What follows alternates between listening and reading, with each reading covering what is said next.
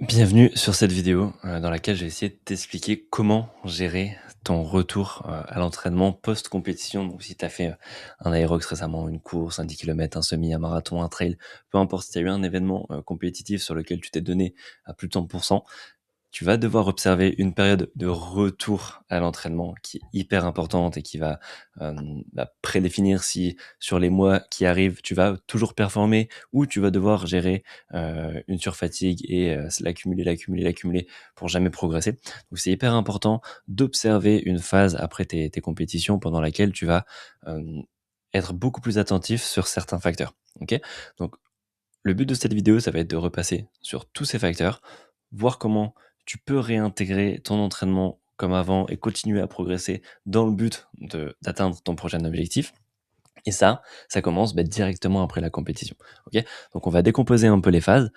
La phase qui intervient immédiatement après la compétition, c'est celle où tu vas devoir te réhydrater. Donc avec de l'eau, des électrolytes et boire progressivement. Le but, c'est pas de boire ton shaker entièrement à la fin de ta course, c'est de prendre une boisson que tu vas boire au fur et à mesure, ok, petit à petit, pour pas avoir des crampes d'estomac, pour pas saturer ton système digestif qui est encore lui dans un mode actif, ok. Donc pour le moment, c'est pas ton système digestif la priorité de ton corps, donc va pas le surcharger. C'est pour ça que de l'eau avec des électrolytes dans lesquels tu vas récupérer euh, un bon niveau de sodium, de potassium, de magnésium que tu as potentiellement perdu dans ta transpiration pendant ta course, ça va être hyper important. Donc bois ça sur la durée, ok, mais mets vraiment un curseur sur l'hydratation. Tu peux pas continuer à être déshydraté, surtout tu as certainement perdu beaucoup via ta course. Ensuite, sur la partie nutrition, ça va être important de refaire tes stocks de glucides, ok. Donc dans les 3 heures, on va dire, qui suivent ta course, d'avoir un repas, soit sous forme de substituts énergétiques, donc des barres, des choses comme ça, ou un shaker, soit un repas que tu as préparé avant, ou même si tu es rentré chez toi, c'est cool, tu vas pouvoir en manger. Donc qui contient des glucides.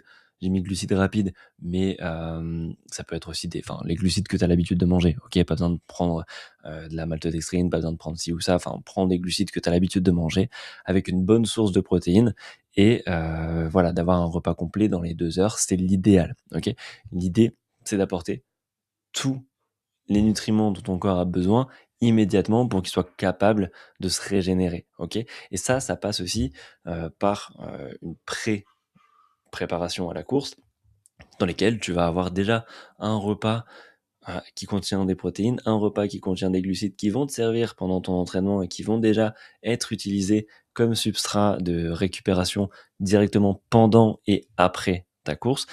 Mais pour continuer ça, il faut lui donner de quoi faire dans les heures qui suivent et c'est hyper important d'avoir un repas comme ça. Refroidir le corps, redescendre un peu en pression, redescendre en température, pas s'arrêter directement, puis monter dans ton taxi, rentrer chez toi, t'allonger dans ton lit. Continue à marcher dans l'événement, regarde un peu ce qui se passe autour, enfin voilà, continue à faire circuler un peu le sang dans ton corps pour pas t'arrêter net et fais un bilan rapide sur ce qui t'arrive. Est-ce que tu as eu des ampoules? Est-ce que tu as des choses à soigner dans l'immédiat? Est-ce que tu t'es tordu la cheville? Est-ce qu'il y a des choses qui nécessitent une attention immédiate? Est-ce que tu as eu des mouvements dans lesquels tu senti que ça allait tirer plus que prévu? Toutes ces choses qui vont être importantes à prendre en compte directement post-course. Ok. Si tout ça, ça va bien, on va passer donc à la journée du lendemain, les 2 jours, on va dire, qui suivent un peu ta compétition. Et là, le but, ça va être de récupérer grâce à un sommeil vraiment réparateur. Donc des grosses nuits, couche-toi plus tôt, lève-toi plus tard. C'est cool si tu es en vacances, si tu retravailles dès le lendemain. Et ben écoute, vraiment couche-toi plus tôt pour être en capacité d'avoir suffisamment de sommeil. Veille à ta mobilité, donc ton corps va peut-être avoir tendance à se raidir en fonction de ce que tu as fait.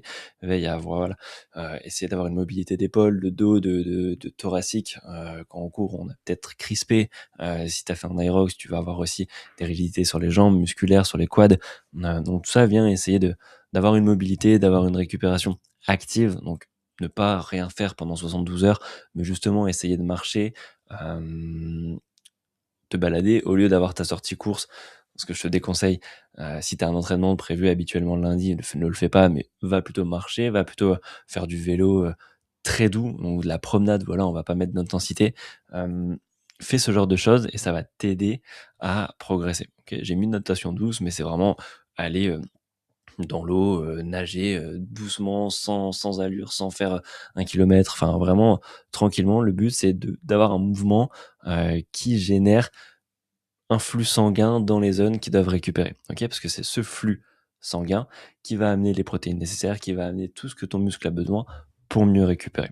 Donc le simple but de ta récupération active, c'est d'avoir de l'afflux sanguin dans les zones que tu as travaillées. Et ensuite, tu peux aussi, gérer, des massages, des automassages, voir les rouleaux de massage ou des choses de compression. Toi-même, pas besoin d'investir dans des choses qui coûtent un bras et qui vont pas t'amener énormément de récup en plus. Mais voilà, masse-toi les zones que tu as besoin pour faire circuler le sang, pour chauffer un peu.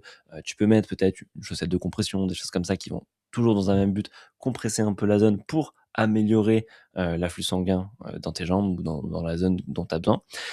C'est vraiment le maître mot, c'est amener du sang dans la zone où tu en as besoin. Ça passe du coup par la récupération active, mais si ça peut passer aussi par un automassage, si ça te soulage, temporairement aussi de te masser, fais-le. Tout ça, c'est des choses qui vont être bien pour récupérer, plus rapidement. Autre aspect hyper important forcément, c'est l'aspect de la nutrition. C'est vraiment l'essence que tu vas fournir à ton corps, donc tu peux pas faire comme si de rien n'était sur la partie nutrition. C'est vraiment la base, donc les protéines, plus que jamais, tu en as besoin parce que tu as eu un effort intense et tu vas devoir récupérer, tu vas devoir fournir à tes muscles ce qu'il a besoin pour reconstruire, donc 1,6 à 2 grammes par kilo de poids, 1,6 c'est vraiment le minimum, hein, et ça réparti sur tout au long de ta journée avec des sources de protéines idéalement variées. Donc pas juste des shakers, pas t'envoyer 3 shakers par jour, mais avoir des protéines issues, de viande animale, enfin des protéines de qualité qui contiennent tous les acides aminés. Tu peux complémenter par un shaker si, tu galères à atteindre tes quotas, mais ça doit pas être la base de ton apport en protéines. Au niveau des glucides, ça va être important sur les quelques jours, les 2-3 jours qui suivent ta compétition, d'avoir plus de glucides parce que tu as éliminé tout ton stock ou grande partie de ton stock de glycogène, présent dans tes muscles. Donc il va falloir le recharger et ça passe par manger des glucides de qualité, et attendre que, ils soient resynthétisés et qu'ils soient réutilisés, réattribués dans tes muscles sous forme de glycogène. OK?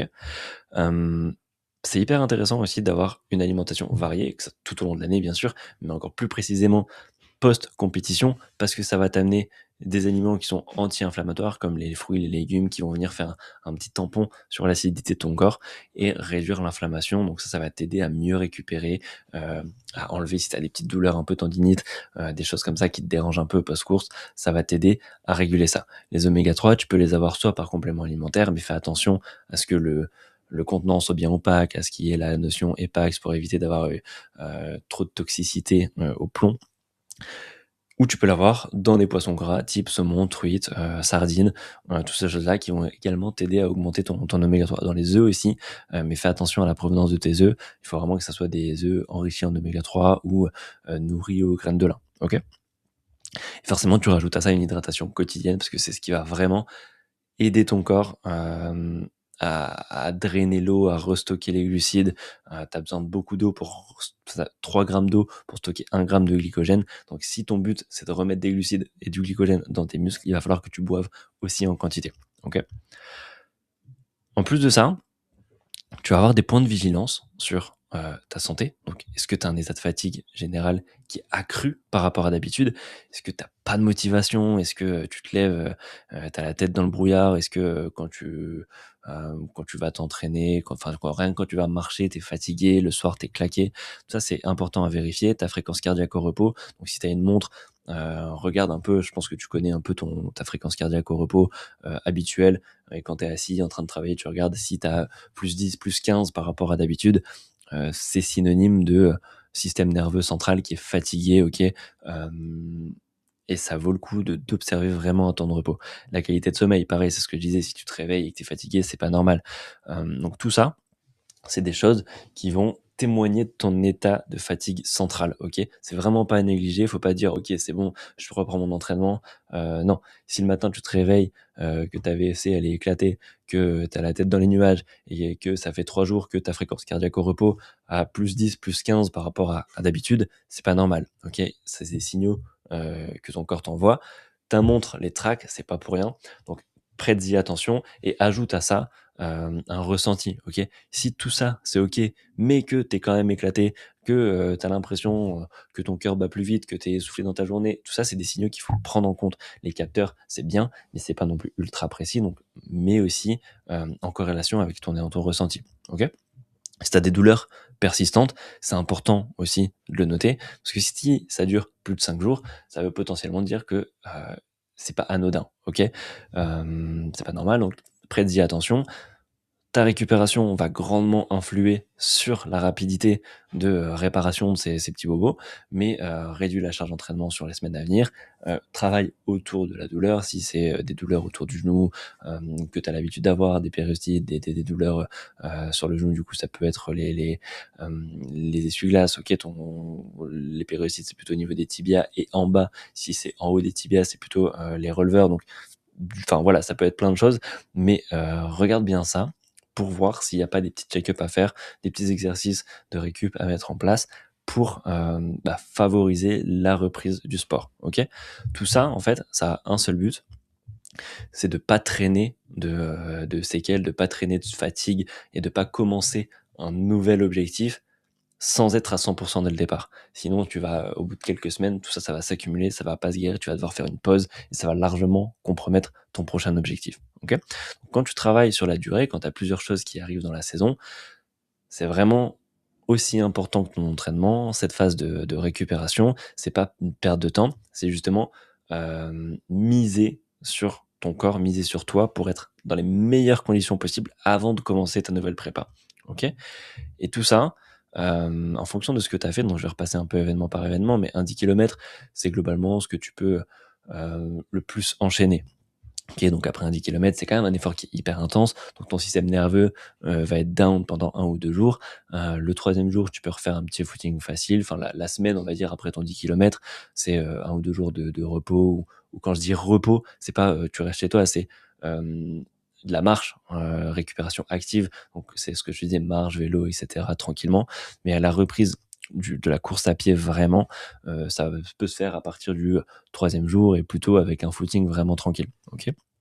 Tu vas pouvoir reprendre normalement les entraînements la semaine d'après, reprendre vraiment tes 3 entraînements, reprendre l'intensité et cetera. Au niveau d'un semi-marathon, on est plus sur un repos de 3 jours, footing léger après une semaine, donc voilà, et reprise normale 10 10 jours à 2 semaines après. OK, donc ta période de récup, elle va durer 2 semaines pendant laquelle, en fonction de tes ressentis, en fonction des indicateurs que tu vas sortir ici, et de ce que tu mets en place à ce niveau-là, plus ou moins vite, tu vas pouvoir reprendre des footings légers, soit à la fin de la première semaine, soit pendant la deuxième semaine et reprendre tes entraînements normaux 10 à 14 jours après. OK? Un marathon, 3 à 4 semaines de reprise normale. Alors en général, on est plus sur 3, mais il y a des personnes qui se challengent sur des marathons et qui ont vraiment un niveau de course à pied, récent et pour ces personnes-là, ça va être beaucoup plus dur de récupérer d'un marathon, OK? Déjà, un repos 5 à 7 jours pendant laquelle tu vas juste marcher, sortir t'aérer, te bouger un peu, vélo, mobilité et ça va durer vraiment, 5-7 jours, mais ça peut durer jusqu'à 2 semaines, jusqu'au moment où tu vas reprendre un peu, tes footings, OK? Des footings légers, juste ça va être des, 30 minutes, d'endurance fondamentale, 2 fois par exemple la première semaine, 3 fois la deuxième semaine ou 10-15 minutes un peu plus souvent.